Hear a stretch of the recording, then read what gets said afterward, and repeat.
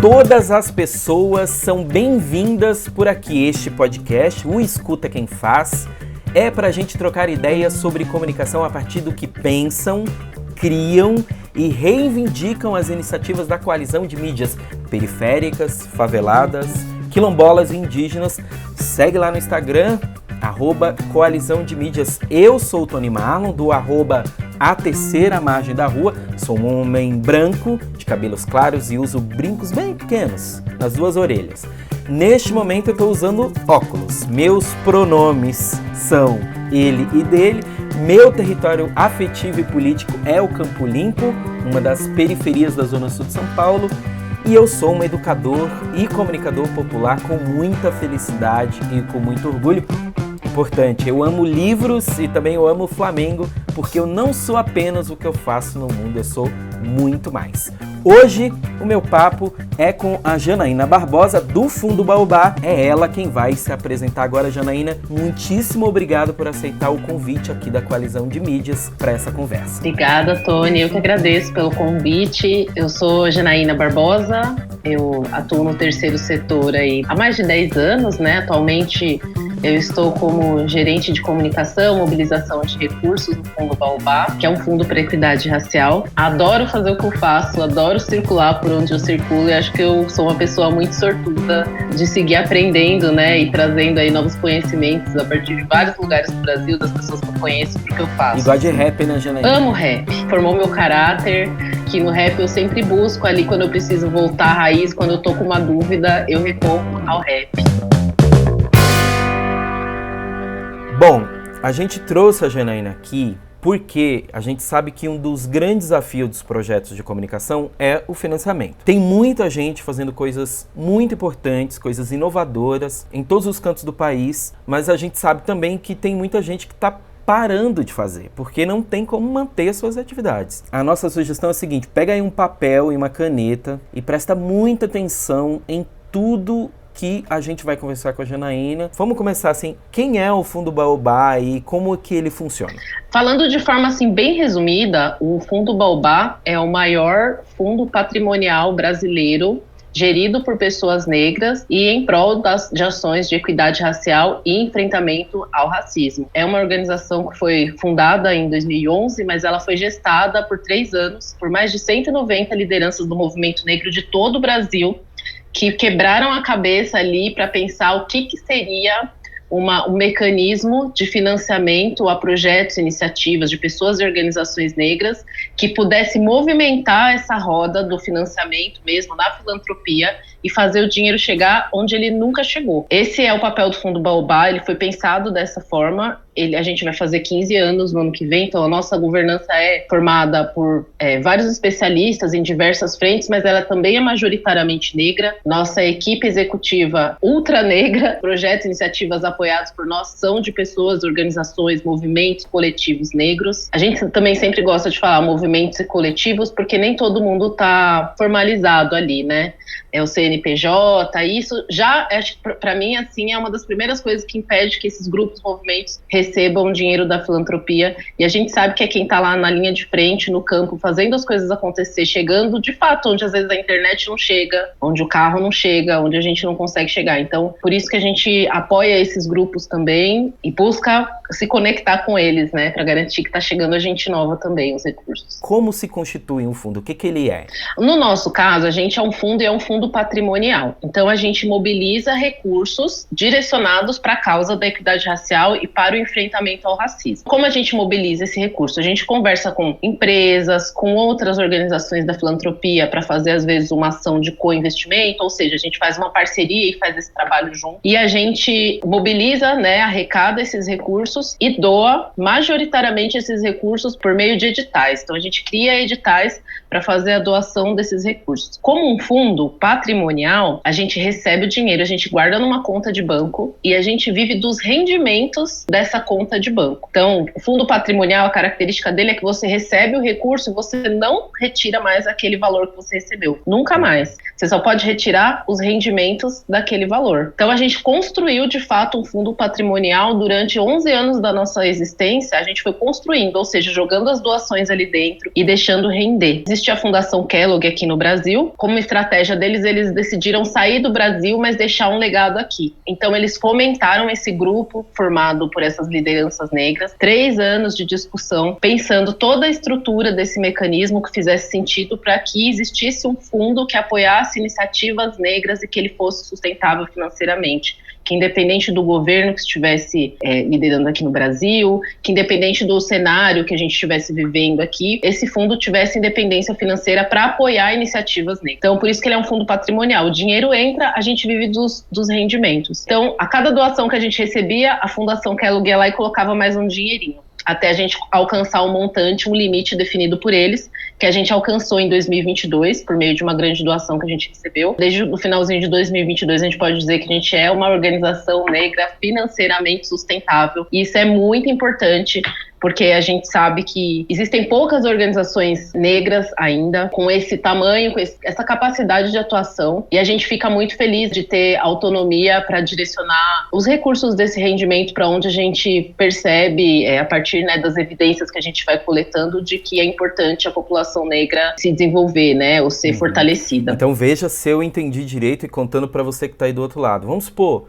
pegou R$1 milhão, botou lá R$1 milhão na conta. Esse R$1 milhão rendeu, vamos supor, 200 mil. Deixa R$1 milhão lá, tira os 200 mil e é ele que vai financiar as atividades. É isso, né? É isso. Massa. A gente continua captando recursos, apesar de ser sustentável financeiramente, porque é isso, a gente continua querendo encontrar parceiros, organizações que apoiem a equidade racial no Brasil. Isso tem sido um desafio no nosso país, mas a gente vê cada vez mais empresas e organizações interessadas. Então, nossa ideia é chegar a mais gente com mais recursos. No site, conta que a atuação do fundo pode ser apresentada em 3 grandes dimensões: articulação social, mobilização de recursos e investimento programático. O que quer dizer essas 3 dimensões? Tá. A articulação social, inclusive, que é uma dimensão que a gente tem estruturado internamente no Baobá, né, que a gente está montando isso agora, essa estrutura toda, é aquela que vai conversar com organizações do Brasil inteiro. Um beijo, Carolina Almeida, inclusive, que está acompanhando o encontro da Marcha das Mulheres Negras de 2025.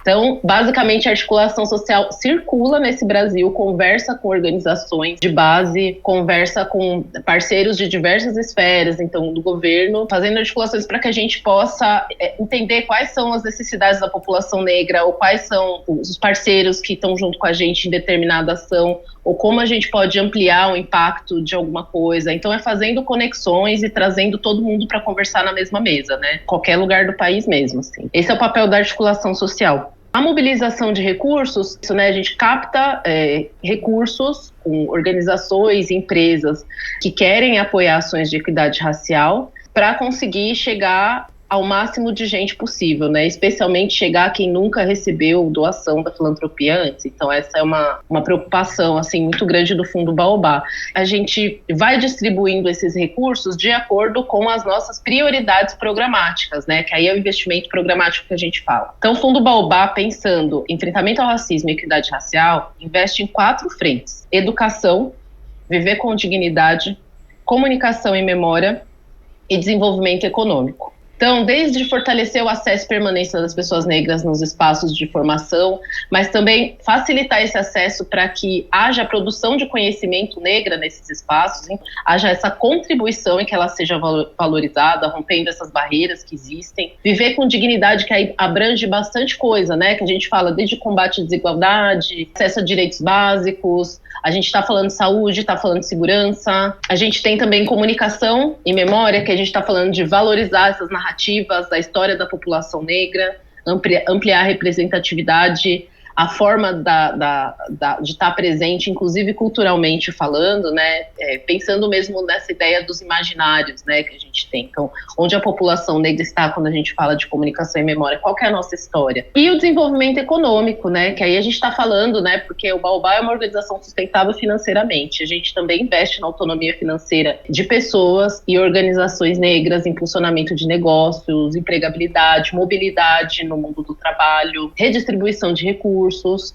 Então, são nessas 4 frentes que a gente atua, né? E aí, até falando um pouco sobre como a gente faz isso, né? Como a gente consegue chegar onde muitas vezes a filantropia tradicional não está chegando, só 2% das iniciativas que a gente apoiou foram apoiadas mais de uma vez pelo Fundo Baobá. Então, 98% das iniciativas que a gente apoiou nunca tinham sido apoiadas pelo Fundo Baobá, né? A gente já doou aí mais de 21 milhões em recursos nos nossos editais. A gente procura não repetir as doações que a gente faz. 60% das iniciativas que foram apoiadas pelo Fundo Baobá até hoje, elas nunca tinham recebido apoio nenhum da filantropia. A gente tem um exemplo aqui que é a Associação Protetora dos Desvalidos, que é uma irmandade negra que foi fundada há 192 anos, e a primeira doação da filantropia que essa organização recebe é em 2023, que são R$500 mil do Fundo Baobá. Então, veja, a organização precisou passar por 190 anos ali, né, obviamente muito bem estruturada, né, porque ela veio inclusive antes da Caixa Econômica Federal, mas a sua primeira doação da filantropia acontece apenas há 2 anos atrás, assim. Então é aí que a gente quer chegar, né, nessas iniciativas que nunca recebem apoio. Você disse, Janaína, que a maneira como o fundo age é por meio de editais, né? São vários ao longo do ano, é um só. Como é que funciona?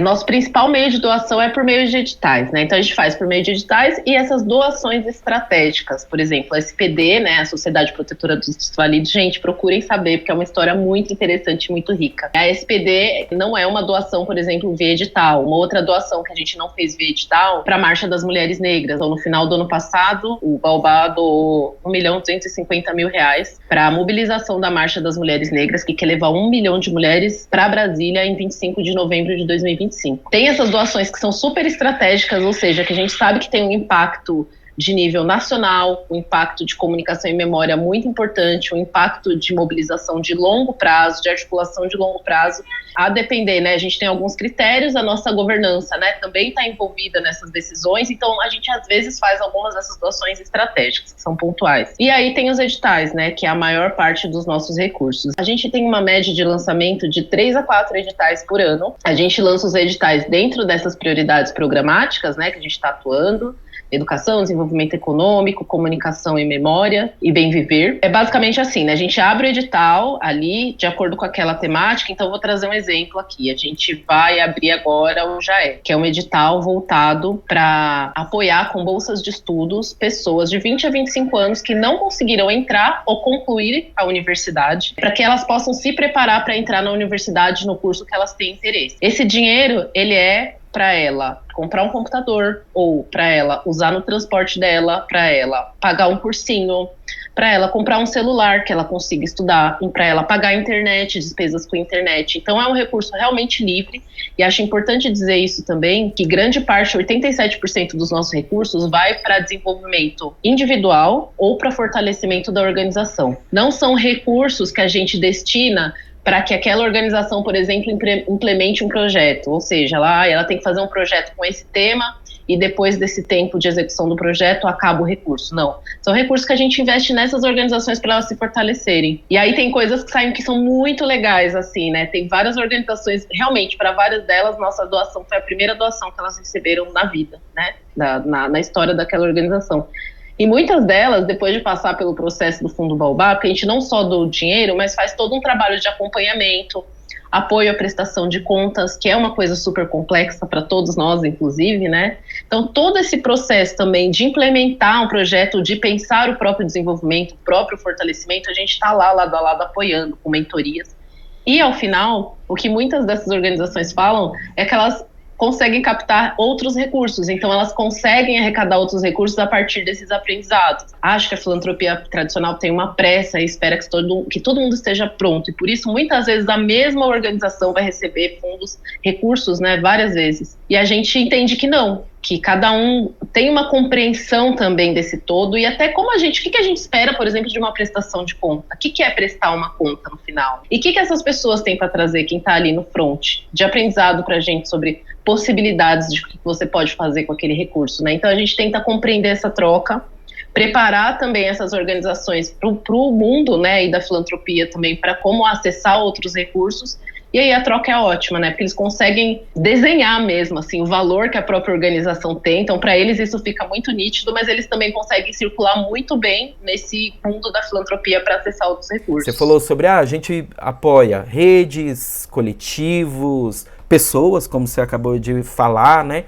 Então, não tem essa coisa de somente ser um CNPJ, uma organização formalizada. Não tem, assim. E não necessariamente a gente está olhando, por exemplo, só para pessoas que estão atuando no ativismo ou na militância diretamente, né? Então, a gente também tem editais voltados para a mobilidade no mundo do trabalho. Então, a gente apoiou o ano passado, doou, né, recursos para mais de 300 pessoas conseguirem colocar de pé o seu plano de desenvolvimento individual no mercado privado, pessoas negras. O que a gente quer é que todos os espaços sejam povoados pelo conhecimento, né, pelo conhecimento da população negra, assim. Esses editais, eles não são voltados nem só para quem tem CNPJ, mas não necessariamente só para organizações também. A gente realmente está olhando para várias frentes, como presença nas universidades nacionais e internacionais também. Então, a gente já tem um programa de bolsas de graduação, que é um pouco mais raro de existir, né? Normalmente a gente vê oportunidades de pós. A gente tem iniciativas com um olhar especial, assim, para a tecnologia também, para mulheres, lideranças de mulheres e organizações que já estão aí também na linha de frente se prepararem para o processo eleitoral, para candidaturas. Então a gente tem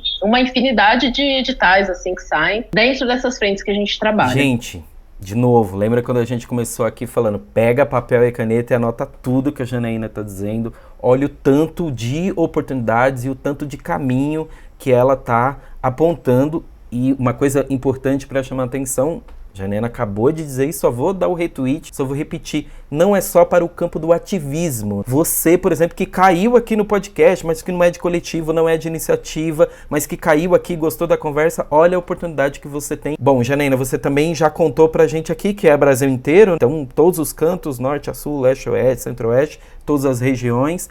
Os editais ou os chamamentos, eles também têm essa característica. Pode ser qualquer canto. Alguns desses eixos são voltados para determinadas regiões do país.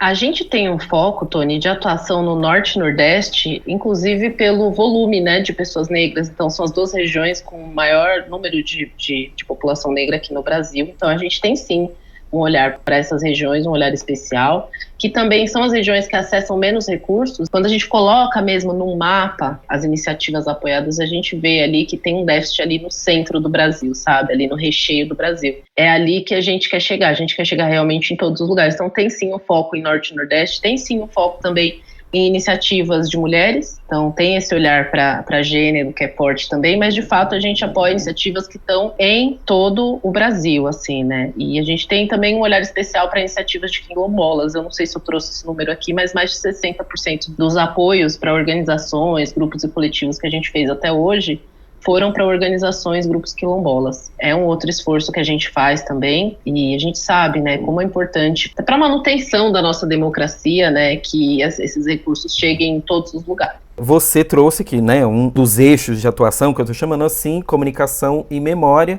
Aqui a gente está falando com bastante coletivos de comunicação de todos os cantos do Brasil. Se você puder trazer alguns exemplos de projetos que já foram apoiados por vocês, só para construir uma imagem de quem está escutando. O maior, assim, que acho que é mais abrangente, que é de fato a Sociedade Protetora dos Desvalidos. É isso, é uma irmandade negra que foi fundada há quase 200 anos atrás, que seguiu forte e resiliente até hoje. Não são tantas irmandades aí que estão ativas até hoje, né? É um lugar, inclusive a SPD, assim, a gente estava na comemoração deles, né, dos 192 anos, e você tá lá naquele evento, vendo todas aquelas pessoas, vendo aquele prédio histórico, né, a cadeira histórica, a mesa histórica, né, então, e fortalecendo uma organização daquela que estava praticamente invisível para a filantropia, e de repente ela tem esse gás assim novo, né? Então começa a acessar outros recursos, para a gente é muito importante. Então a SPD é sim um repositório da memória da população negra brasileira.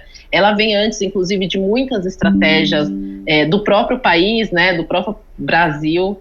Ela foi inspiração, né, para vários modelos, inclusive quando a gente fala de financiamento coletivo, do pensar o financiamento coletivo, do pensar esse lance do crédito. Fortalecer isso é importante, né? Então, às vezes, parece que é algo que passa batido, que é algo que não é urgente, mas a comunicação e memória, ela fala sobre as nossas raízes, sobre o conhecimento que já existe há muito tempo, que talvez ele não tenha sido devidamente creditado, mas ele está aí, existe. Então, a gente quer fazer esse resgate, quer trazer isso para a mesa, para agora, fora. E a gente compreende a importância desse conhecimento para a produção de coisas para o futuro também, assim, de pensar estratégias para o futuro, de pensar sustentabilidade. A gente apoia outras iniciativas, então a gente já apoiou também documentários, jornalistas, e aí não só nos editais que são voltados para comunicação e memória, mas às vezes um edital que é voltado para lideranças femininas negras, como o programa Marielle Franco, por exemplo. É um programa voltado para lideranças e instituições de mulheres negras, que ali também a gente tem comunicadoras.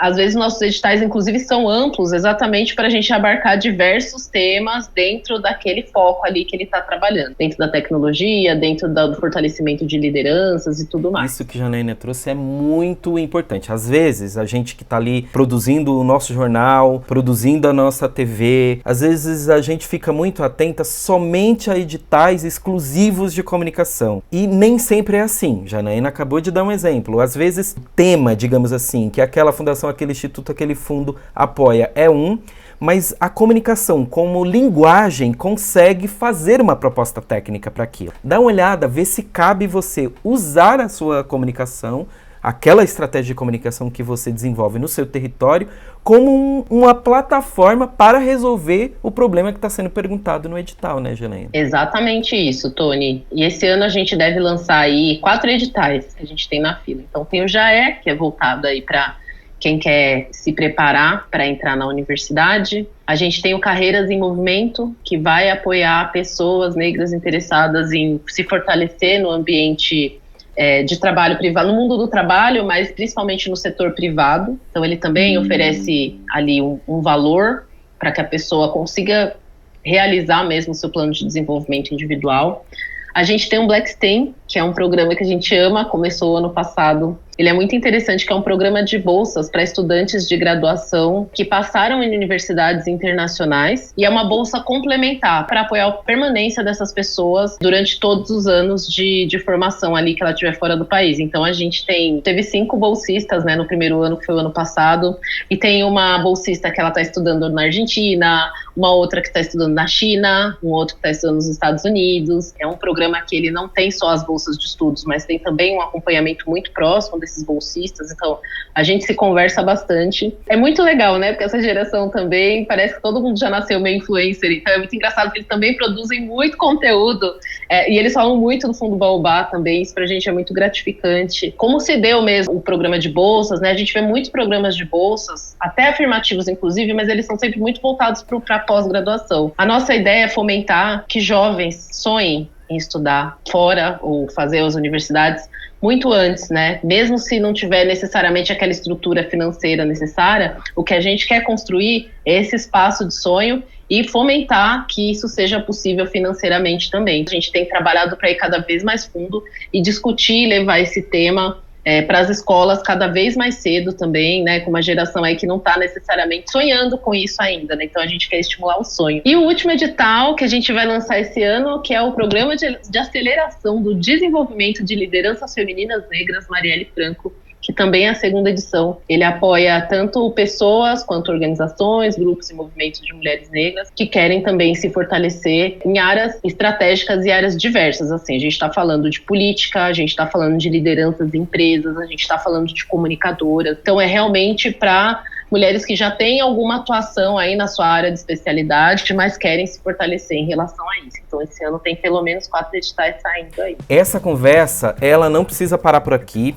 ela não pode parar por aqui, então a minha dica para você é o seguinte: escuta o episódio, vai entendendo o que Janaína vai dizendo, vai entrando no site, vai clicando em cada uma das coisas. Ficou com dúvida? Escreve um pouquinho para ela, manda um e-mail, tira essa dúvida, mas não deixe de continuar essa conversa, porque ela é muito importante. Olha para vocês verem o tamanho que o Fundo Baobá tem, a importância que ele tem e como que nós, comunicadores e comunicadoras, podemos também olhar como uma possibilidade de parceria a médio e longo prazo. É muito importante. Janaína, por favor, deixa aí os seus contatos, como é que a gente faz para falar com você, e se você tiver mais alguma coisa para trazer para a gente que a gente não perguntou, por favor, fica à vontade.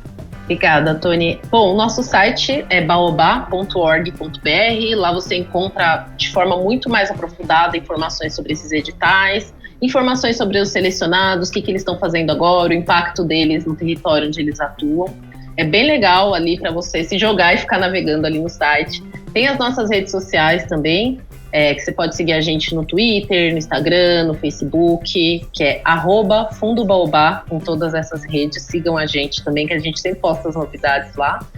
E se quiser falar com a gente ama ouvir, ama receber dicas, críticas, a gente recebe muito, inclusive a nossa audiência é muito engajada, então tá sempre falando com a gente, dando umas dicas, falando, gente, por que vocês não fazem isso? Façam um edital sobre aquilo, a gente ouve e anota tudo, tá? Então, mandem pra gente no baobá@baobá.org.br também. A gente troca uma ideia por lá, tá bom? Janaína, muitíssimo obrigado pelo seu tempo e por trazer toda essa informação aqui pra gente. Eu que agradeço, Tony. Muito legal também poder falar com essa rede de comunicadores, que eu quero que se fortaleça cada vez mais e que a gente forme uma rede aí nacional mesmo e consiga chegar, né, nesses lugares onde a gente não consegue chegar. Acho que é a grande força aí da comunicação, é esse seu poder de capilaridade e sua criatividade na forma de se comunicar, assim. Então, para mim é legal também estar aqui e aprender com vocês também, com esses conteúdos. Escuta Quem Faz, você já sabe, é este lugar aqui para a gente trocar ideias sobre o campo da comunicação